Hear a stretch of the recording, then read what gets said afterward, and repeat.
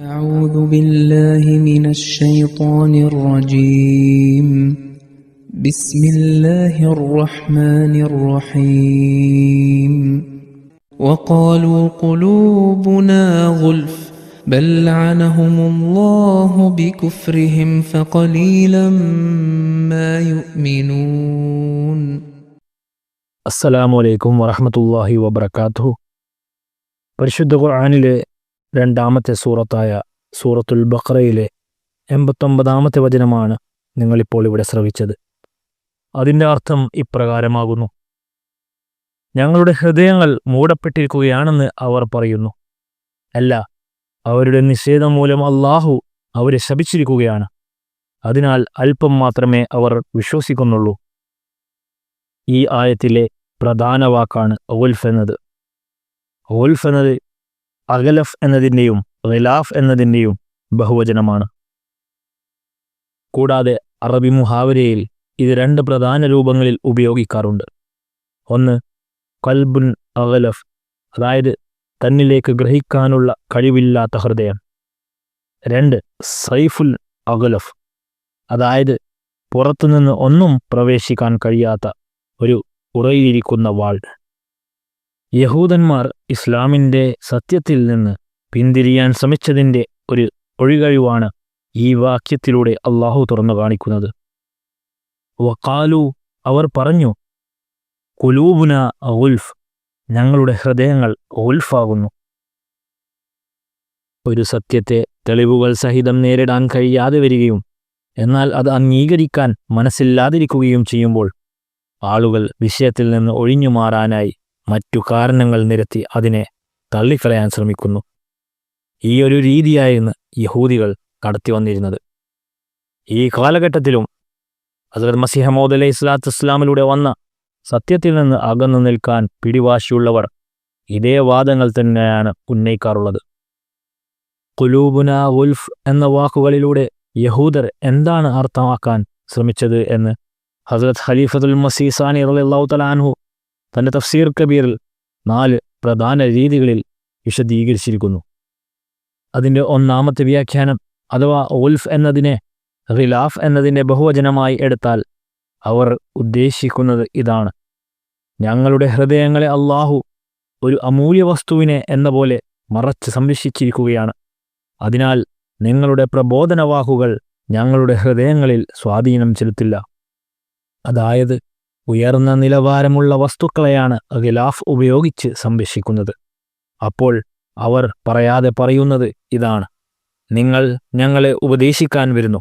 ഞങ്ങളുടെ ഹൃദയങ്ങൾ സ്വയം വിശുദ്ധവും എല്ലാ മാലിന്യങ്ങളിൽ നിന്നും മുക്തവുമാണ്. അതുകൊണ്ട് നിങ്ങളുടെ വാക്കുകൾ ഞങ്ങളിൽ ഒരു സ്വാധീനവും ചെലുത്തില്ല. അല്ലാഹു ഞങ്ങളെ നിങ്ങളുടെ സ്വാധീനങ്ങളിൽ നിന്ന് സംരക്ഷിച്ചിരിക്കുന്നു. ഇനി ഗുൽഫ് എന്നതിനെ അഗലഫ് എന്നതിൻ്റെ ബഹുവചനമായി എടുത്താൽ, അതായത് മനസ്സിലാക്കാത്തവൻ, നാസമജ്, അജ്ഞർ എന്ന അർത്ഥമെടുത്താൽ അതിൻ്റെ ആശയം ഇപ്രകാരമാണ്: മുസ്ലിങ്ങൾ അവരുടെ മുന്നിൽ തെളിവുകൾ അവതരിപ്പിക്കുമ്പോൾ തടിതപ്പാനായി അവർ പറയും, ഈ കാര്യങ്ങൾ വളരെ നല്ലതാണ്, പക്ഷേ ഞങ്ങൾ വിവരമില്ലാത്തവരും അജ്ഞരുമാണ്, ഞങ്ങൾക്കിതൊന്നും മനസ്സിലാക്കാൻ കഴിയില്ല. യഥാർത്ഥത്തിൽ ഇതിലൂടെ അവർ പറയാൻ ഉദ്ദേശിക്കുന്നത്, ഞങ്ങൾ ചർച്ചയിൽ ഏർപ്പെടുന്നില്ല, നിങ്ങൾ ഞങ്ങളുടെ പണ്ഡിതന്മാരെ കണ്ട് സംസാരിക്കുക, ഞങ്ങളോട് വേണ്ട എന്ന് പറയാനാണ് അവർ ഈ പ്രയോഗം ഉപയോഗിക്കുന്നത്. അതുപോലെ തന്നെ മറ്റു ചിലർ പരിഹാസരൂപേണ ഇങ്ങനെ പറയും: നിങ്ങൾ വലിയ പണ്ഡിതന്മാരാണ്, ഞങ്ങൾ ജാഹിലുകളായ സാധാരണക്കാർക്ക് ഈ കാര്യങ്ങൾ എങ്ങനെ മനസ്സിലാകും?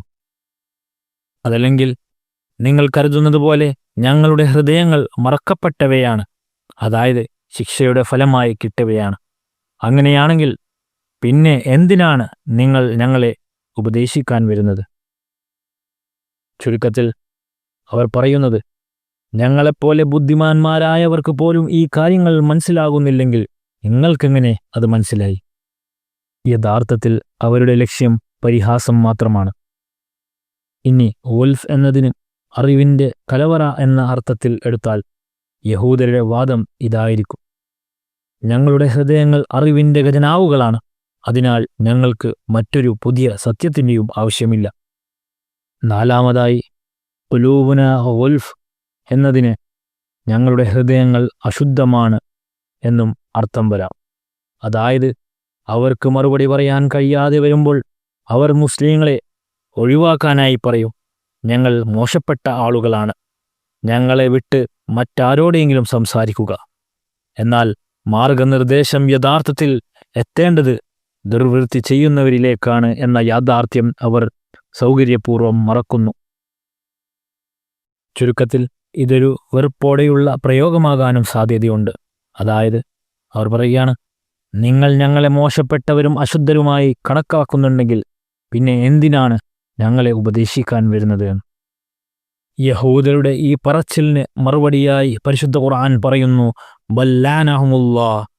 അതായത് യഹൂദന്മാർ ഈ വാക്കുകളിലൂടെ എന്ത് ഉദ്ദേശിച്ചാലും ശരി, അതായത് സംഭാഷണം അവസാനിപ്പിക്കാനോ പരിഹസിക്കാനോ അതല്ലെങ്കിൽ സ്വന്തം പാണ്ഡിത്യം പ്രകടിപ്പിക്കാനോ ആകട്ടെ, യാഥാർത്ഥ്യം ഇതാണ്: അവരുടെ അവിശ്വാസം കാരണം അല്ലാഹു അവരെ ശപിച്ചിരിക്കുന്നു. തുടർന്ന് ഈ ശാപത്തിൻ്റെ കാരണമായി പറയുന്നു ബികുഫ്രിഹിം, അതായത് അവരുടെ അവിശ്വാസം കാരണത്താൽ.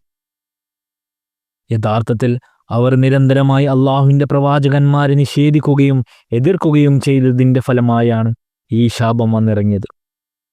അതുകൊണ്ട് അവർക്ക് കാര്യം ഗ്രഹിക്കാൻ കഴിയാത്തത്ര വിവരമില്ലായ്മയുമില്ല, അതല്ലെങ്കിൽ മറ്റാരുടെയും പ്രബോധനം ആവശ്യമില്ലാത്തത്ര ശ്രേഷ്ഠരുമല്ല. യഥാർത്ഥ കാരണം അള്ളാഹുവിൻ്റെ ശാപം വഴിയുള്ള സത്യഗ്രഹണ ശേഷിയുടെ നഷ്ടം ആണ്. ഇസ്ലാമിൻ്റെ പഠിപ്പിക്കലുകൾ എല്ലാ പ്രബോധനങ്ങളെക്കാളും ശ്രേഷ്ഠമായിട്ടും അത് മനുഷ്യപ്രകൃതത്തിന് തൃപ്തികരമായിട്ടും അവർ നിഷേധിക്കുന്നത് ഈ ഒരു ശാപം കാരണമാണ്. ഇവിടെ ലാനഹമുല്ലാഹു ബികുഫ്രിഹിം എന്ന ഈ വാക്യം ഒരു പ്രധാന പാഠം നൽകുന്നു. അള്ളാഹു ഒരാളെയും കാരണമില്ലാതെ ശപിക്കുകയില്ല. ശാപത്തിൻ്റെ യഥാർത്ഥ കാരണം മനുഷ്യൻ്റെ കുഫ്ർ ആണ്. തൻ്റെ ദാസന്മാരോട് കാരുണ്യം കാണിക്കുന്ന അള്ളാഹു അവർ സ്വന്തം കൈകൊണ്ട് തൻ്റെ കാരുണ്യത്തിൻ്റെ വാതിലുകൾ അടയ്ക്കുമ്പോൾ മാത്രമേ തൻ്റെ സാമീപ്യത്തിൻ്റെ വാതിലുകൾ അവർക്ക് മുന്നിൽ അടക്കുകയുള്ളൂ. തുടർന്ന് പരിശുദ്ധ ഖുർആൻ പറയുന്നു, ഫഖലീലം മാ യുഅ്മിനൂൻ, അതായത് അതിനാൽ അല്പം മാത്രമേ അവർ വിശ്വസിക്കുന്നുള്ളൂ. ഈ വാക്യത്തിന് രണ്ട് അർത്ഥങ്ങളുണ്ട്.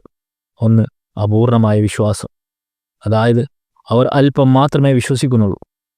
ചില കാര്യങ്ങൾ അംഗീകരിക്കുകയും ചിലത് തള്ളിക്കളയുകയും ചെയ്യുന്നു. മുമ്പുള്ള റുക്കൂയിൽ വന്നതുപോലെ യുഅ്മിനൂന ബിബഅദിൽ കിതാബി വയക്ഫുറൂന ബിബഅദിൻ, അതായത് അവർ വേദഗ്രന്ഥത്തിലെ ചില ഭാഗങ്ങൾ വിശ്വസിക്കുകയും ചിലത് നിഷേധിക്കുകയും ചെയ്യുന്നു. അവരുടെ വിശ്വാസം അപൂർണമാണ് എന്നതാണ് ഒരർത്ഥം. രണ്ടാമതായി വരാവുന്ന അർത്ഥം പൂർണ്ണമായ നിഷേധമാണ്. നിഷേധം സൂചിപ്പിക്കാനും ഖലീൽ എന്ന വാക്ക് ഉപയോഗിക്കാറുണ്ട്. ചില പണ്ഡിതന്മാരുടെ അഭിപ്രായമനുസരിച്ച് ഇവിടെ മാ എന്നത് നിഷേധത്തെ സൂചിപ്പിക്കുന്നതിനായി എടുക്കാം. അപ്പോൾ വാക്യം അവർ അല്പമോ കൂടുതലോ വിശ്വസിക്കുന്നില്ല എന്ന് മനസ്സിലാക്കാം. അതായത് ഈ ആളുകൾക്ക് വിശ്വാസം പൂർണ്ണമായി നഷ്ടപ്പെട്ടിരിക്കുന്നുവെന്ന്. ഈ ആയത്തിൻ്റെ വിശദീകരണം ഇവിടെ അവസാനിക്കുന്നു. ജസാക്കുമുല്ലാഹു ഖൈറൻ. അൽഹംദുലില്ലാഹി റബ്ബിൽ ആലമീൻ.